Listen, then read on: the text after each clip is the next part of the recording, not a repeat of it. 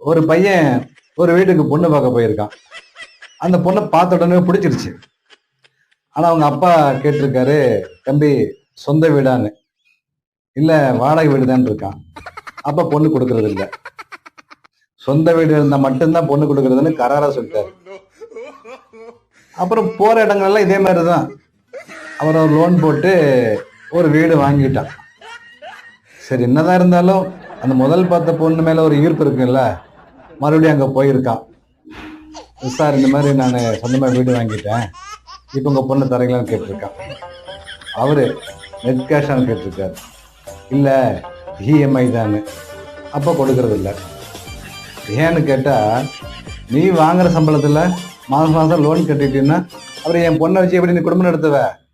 ஆள் தர மாட்டேன்ட்டாரு. எப்படி பண்ணாலும் மடக்குறாங்க. இந்த பசங்க படுற பாடு இருக்கே, பாடா படுத்துறாங்க.